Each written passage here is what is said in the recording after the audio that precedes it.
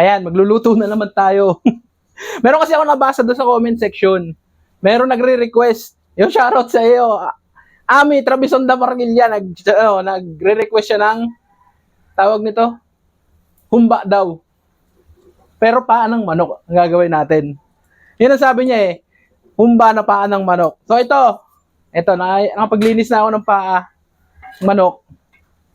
Tapos syempre ito yung mga gagamitin natin. May black beans, dahon ng saging, bulaklak ng saging, dahon tuloy.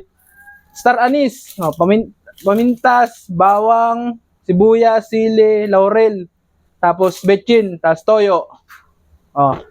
Asukal, asin, tsaka itong gagamitin natin na panggisa.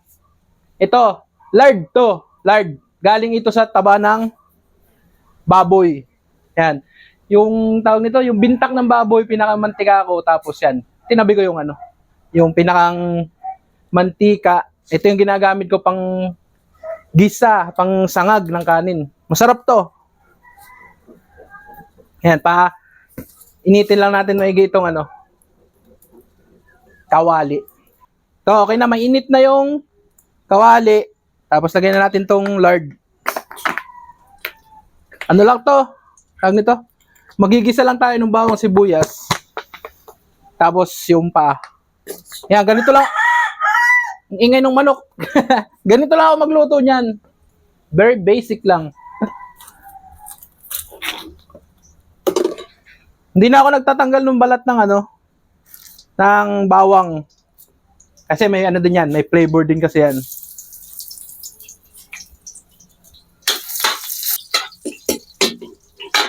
Itong sili, mamaya ko na ito ilalagay pag luto na. Kasi merong hindi rito kumakain ng manghang. Kumakain ka nga ba pala ng paa ng manok? Ha? Tikim? Sarap-sarap niya, no? Tawag niyan. Ano yan eh, yung may collagen, yung tinatawag, goods yan. Basta balat yun. Pang balat. Bango? Ginisa pa lang yan. Bawang sibuyas pa lang yan. Mabango na. Ayan. Pag golden brown na yung bawang, okay na yan. Tsaka medyo malambot na yung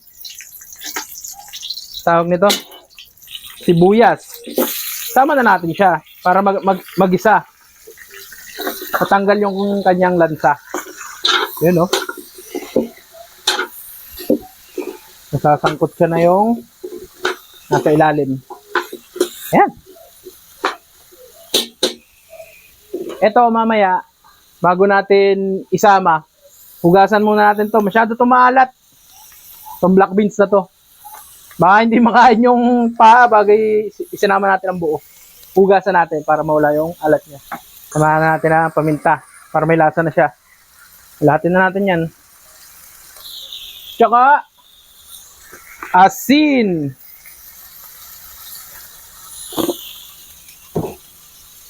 At saka eto, laurel. Lagyan natin ng toyo. Pampakulay lang naman yan. Tubig, isang baso. Mukhang kulang. Dagdagan ko pa ng isa. Okay na yan. Tapos, samahan ko na rin ng star anise. Mga lang. Ito, star anise. Chinese spice. Para pampabango. Bango kasi ito. Ang 2 piraso lang. Pangit kasi yan pag pag nakagat mo, ibang lasa niyan. Yeah, pampabango yan. Sama na rin natin siya yung tuyong bulaklak ng saging. Yan. O yan, nakulo na. Uy, mainit. Wala pang patulder to na lang. Ayun! Look! Malambot na siya, kaya lang marami pang sabaw. Pero okay na yan. Goods na yan, tamo. Look, natatanggal na sa buto. Sarap na yan. Titimplahan na natin siya. Sama na natin itong Lara. Betchin.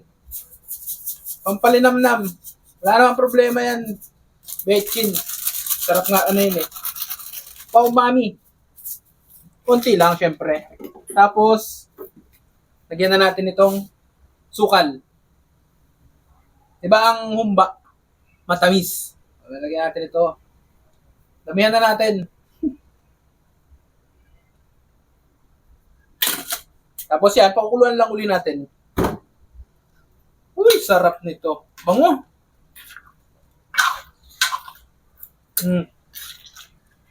Sama na natin. Black bean sa Tagalog. Tausi. Ayan. So, pakuluin na lang natin. And then, mamaya, titikman. Yung pulang sili, mamaya ko na to pang final na yon. Para hindi masyado maanghang. Para ang bata makakain din ito. Paa. Diba? Wait na lang ulit tayo. So, ito. Luto na. O, tikman na lang natin. Natimpla ko na ito kanina. So, final check ng lasa. Yun! Okay na, goods na. Tara na! Kain na na! Sarap!